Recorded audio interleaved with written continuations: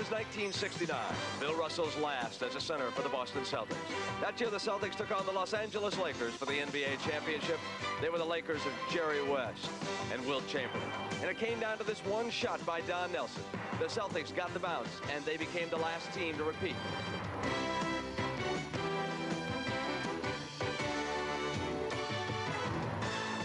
A year ago, it was the Lakers and Celtics again. Los Angeles was spectacular, but Boston was timely.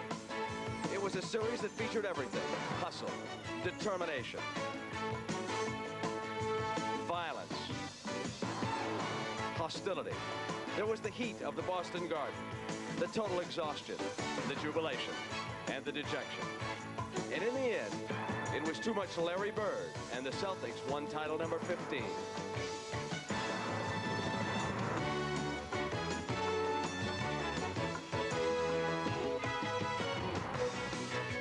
Welcome back to Memorial Day on the banks of the Charles River in Boston. It's the NBA World Championship Series, and one more time, it's the Celtics and the Lakers.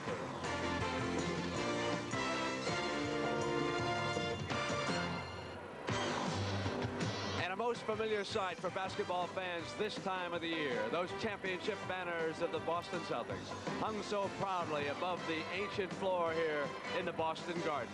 And the two you will focus on for this series, 1968 and 69, you see that's the last time that any NBA champion has been able to repeat and come back. And now here this afternoon, the war begins all over again for the Celtics, who a year ago in a dramatic 7-game series in front of a sellout crowd here in the Boston Garden were able to win their 15th World Championship. And for the visiting Los Angeles Lakers, it was still another year of frustration, coming right down to the wire and then losing. And now we are set to begin again. The World Championship brings together the Magnificent Two, the Lakers and the Celtics, and Game 1 is coming up. Good afternoon, everybody, and welcome. I'm Brent Musburger, and I'll be your host for this championship series. One statistic just jumps off any page at you regarding these two teams. They call this one of the greatest rivalries in all of sport, the Celtics and the Lakers. And if that is true, it is the most one-sided rivalry in all of sports. 8 times these two have met for the NBA championship, and 8 times the Celtics have won. The Lakers are determined to break through this time, but time will tell. Now let's go down to the floor to the two gentlemen who called the action for you, Dick Stockton and Tommy Heinsohn. Dick?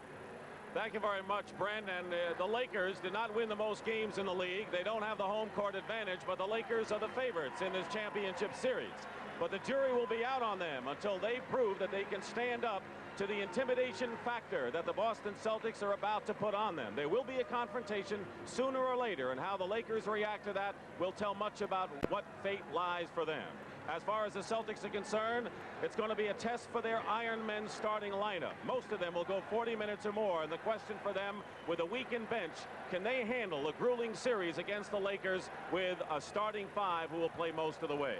My partner, as usual, is Tom Heinsohn. How do you look at this series, Tommy? Well, Dick, I consider this a classic of contrast of styles, much like the heavyweight championship fights between Muhammad Ali and Joe Frazier. The Lakers